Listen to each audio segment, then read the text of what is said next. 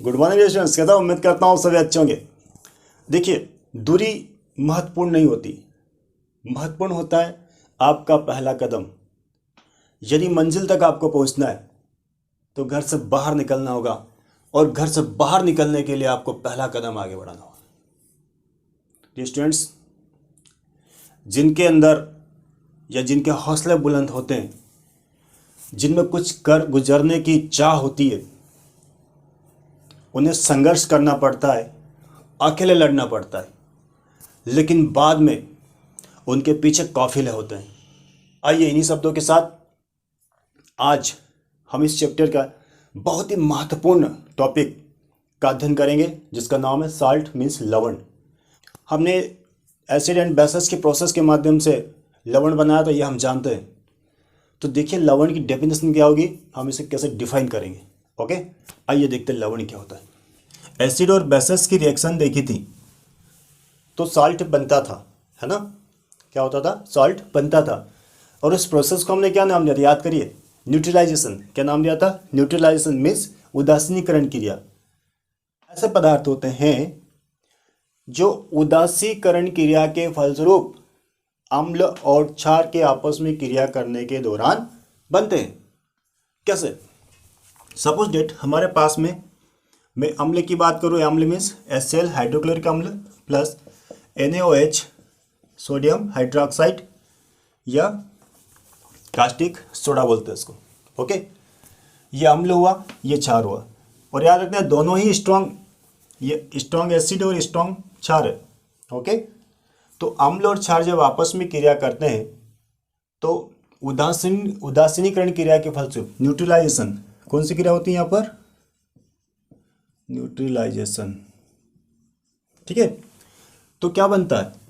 तो यहाँ पर ये H प्लस अलग, यहाँ से ये दो भाग में टूटेगा, प्लस और ये माइनस, ये प्लस और ये माइनस। ठीक है, बस ये एक्सचेंज हो जाएंगे, ये प्लस इस माइनस के साथ, ये प्लस इस ये माइनस इस प्लस के साथ। तो क्या बन जाएगा? ये बन जाएगा NaCl प्लस H2O। ओके, तो ये हमारे पास में लवण है। क्या है? लवण। और ये क्या है? जल है। ठीक, तो अम्ल और क्षार जब आपस में क्रिया करते हैं, ठीक है, तो न्यूट्रलाइजेशन प्रोसेस के माध्यम से, उदासीनीकरण क्रिया के द्वारा लवण का निर्माण होता है, साथ में जल भी बनता है। ओके, साथ में जल भी बनता है। ठीक, तो ये तो लवण हो गया। लेकिन डियर स्टूडेंट्स, ये दोनों यहाँ पर हम देखें कि हमने इसी को लवण क्यों बोला? ओके, दोनों न्यूट्रल कंपाउंड। आपसे यदि कोई पूछे कि भैया लवण ऐसे पदार्थ होते हैं जिनमें एक पॉजिटिव आयन होता है और एक नेगेटिव आयन होता है, एक केटायन होता है और एक एनायन होता है। तो देखिए यहाँ पर क्या है? केटायन कौन है? Na plus. ये कौन है? केटायन है। ओके, Cl माइनस कौन है? एनायन है। ठीक है, ठीक, तो ये तो कंपलसरी कि सॉल्ट में क्या होना चाहिए? एक केटायन होना चाहिए और एक एनायन होना चाहिए। चलो अच्छी बात है, समझ में आ गई। लेकिन ये स्टूडेंट्स, आप ये भी तो जान रहे कि H2O में तो है, H2O में भी H प्लस है केटायन। ओके, और OH माइनस क्या है? एनायन। ठीक, अब आप ये देखिए कि दूसरी बात, ये दोनों न्यूट्रल होना चाहिए। भैया दोनों का pH मान, यहाँ पर भी इन दोनों का, इसका pH मान भी 7 होता है और इसका pH मान भी 7 होता है, दोनों न्यूट्रल होते हैं। लवण में एनायन, केटायन और एनायन तो होता है, राइट। लेकिन लवण में जो केटायन होता है, जो धनायन होता है, तो ऐसा धनायन हो जो H प्लस आयन ना हो। लवण में या ऐसे कंपाउंड जिसमें केटायन या धनायन तो हो, लेकिन वो H प्लस आयन ना हो, ये H प्लस ना हो। ठीक है, और एनायन भी हो, मीन्स ऋणायन भी हो, लेकिन OH माइनस ना हो। ठीक है, लेकिन OH माइनस ना हो, वो साल्ट कहलाएंगे। दोनों होना चाहिए, धनायन भी हो ऋणायन भी हो, लेकिन ये दो ना हो। धनायन के रूप में हाइड्रोजन प्लस आयन ना हो, और एनायन के रूप में या ऋणायन के रूप में OH माइनस ना हो। ऐसा कंपाउंड जिसमें केटायन तो हो, लेकिन केटायन कौन ना हो? H प्लस आयन ना हो। एनायन तो हो, लेकिन एनायन कौन ना हो? OH माइनस ना हो। ठीक है। तो इस प्रकार के कंपाउंड्स को हम बोलते हैं सॉल्ट। तो NaCl में केटायन भी है पर वो केटायन H+ नहीं है, एनायन भी है पर वो एनायन OH- नहीं है। कौन है फिर? Na+ आयन और Cl- आयन है। इसलिए ये पदार्थ क्या कहलाएंगे? सॉल्ट कहलाएंगे। चूँकि जल उदासीन न्यूट्रल कंपाउंड है, जल जल ही है, लवण नहीं होगा। ओके जस इसलिए इस तीन भागों में बांटेंगे। पहला लवण होता है ना, नंबर 1 होता है न्यूट्रल सॉल्ट, मीन्स उदासीन लवण, राइट। लवण मालूम है किससे बनेगा? एसिड एंड बेसिस की क्रिया से बनेगा। लेकिन यहाँ वो कह रहा है कि न्यूट्रल साल्ट मीन्स उदासीन लवण। तो उदासीन लवण कैसे बनता है? देखिए इसमें क्या होता है स्टूडेंट्स, इसमें जो HCl होता है ना, मतलब एसिड होता है, और जो भी क्षारक होगा वो दोनों स्ट्रांग होंगे, मतलब प्रबल अम्ल।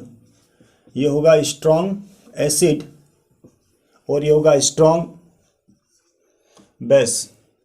ओके, तो ऐसे लवण जिनका निर्माण प्रबल अम्ल एवं प्रबल क्षार के मध्य क्रिया के द्वारा होता है तो वो क्या कहलाएगा? उदासीन लवण। तो यहाँ क्या बनेगा? देखिए तोड़ दो इनको इस प्रकार से, है ना, ये प्लस माइनस, तो प्लस माइनस जुड़ जाएगा इधर, तो ये NaCl प्लस H2O।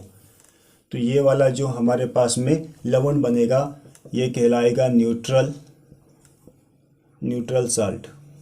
ठीक, न्यूट्रल होता ही है, उदासीन होता है कि उसका pH मान 7 होता है ना, बाकी पानी बना है, छोड़ दो। अब लवण की डेफिनेशन तो कन्फ्यूज नहीं होना चाहिए। Okay yes.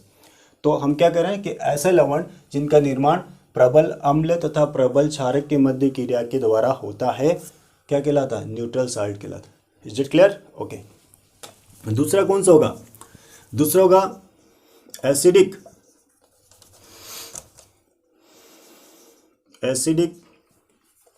Salt. Okay, means अम्लीय लवण। ओके, अम्लीय लवण क्या होगा? अम्लीय लवण मतलब उसमें अम्ल की मात्रा ज़्यादा हो सकती है। तो स्ट्रांग कौन होगा? तो स्ट्रांग होगा इसमें अम्ल HCl, और विक कौन होगा? HCl तो स्ट्रांग एसिड है, विक बेस लेना है, तो विक बेस होगा हमारे पास में NH4OH, अमोनियम हाइड्रोक्साइड। तो ये तो होगा हमारे पास स्ट्रांग एसिड। ओके, ये होगा हमारे पास में विक बेसेस।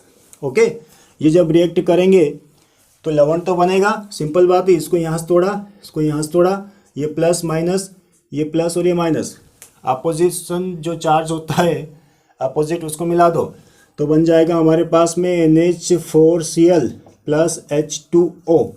तो ये जो साल्ट प्राप्त होगा ये होगा एसिडिक साल्ट, राइट, अम्लीय लवण। डेफिनेशन क्या लिखेंगे? ऐसे लवण जिनका निर्माण प्रबल अम्ल और दुर्बल क्षार के मध्य आपस में क्रिया के माध्यम से होता है तो उसे हम बोलते हैं एसिडिक साल्ट। कैसे? तो आप ऐसा समझिए कि यहाँ पर जो HCl का डिजोल्व हम घोलते हैं तो ये पूरे अपने आयनों में टूट जाता है। H+ आयन ज़्यादा होते हैं लेकिन ये आंशिक रूप से टूटता है, OH- कम होते हैं। ठीक है, तो ये जितने कम होंगे और ये ज़्यादा होंगे तो ये आपस में एक दूसरे को न्यूट्रल करने के बाद भी उस घोल में, उस सॉल्ट में H+ की मात्रा शेष रह जाएगी, बच जाएगी। इसलिए वो कैसा घोल होगा? एसिडिक साल्ट होगा, H+ आयन ज़्यादा होने के कारण। ओके, लवण। ओके, क्षारीय लवण। ये क्या है? ये उल्टा हो जाएगा। उल्टा मीन्स जो वीक था वो स्ट्रांग हो जाएगा और जो स्ट्रांग था वो वीक हो जाएगा। ओके, तो देखिए इसको हम कैसे बनाते हैं। इसमें हमारे पास में वीक एसिड होता है, वो होता है एसिटिक अम्ल, weak acid plus strong base होता है NaOH। ओके, इसको हम बोलते हैं वीक एसिड, है ना।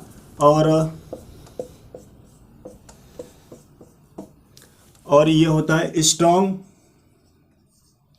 बेस, मीन्स प्रबल क्षार। इनके मध्य हम क्रिया कराते हैं। Okay, simple. ऐसे लवण जिनका निर्माण दुर्बल अम्ल और प्रबल क्षार के माध्यम से होता है, ठीक है। तो ऐसे लवण को हम बोलते हैं क्षारीय लवण या बेसिक सॉल्ट। कैसे बनाएंगे, फिर यहाँ से इसको तोड़ना है, राइट। ये माइनस, ये प्लस और ये माइनस, तो क्या बनाएंगे, ये बनाएगा CH3COO प्लस जल तो कंपलसरी है, ठीक। इसका नाम है सोडियम एसीटेट। क्या नाम है इसका, सोडियम एसीटेट, ओके। तो ये कैसा लवण होगा, बेसिक लवण होगा। क्यों, क्योंकि इसमें प्रबल क्षार है और दुर्बल अम्ल है ना। OH माइनस की संख्या इस लवण में ज़्यादा होगी, H प्लस कम होंगे।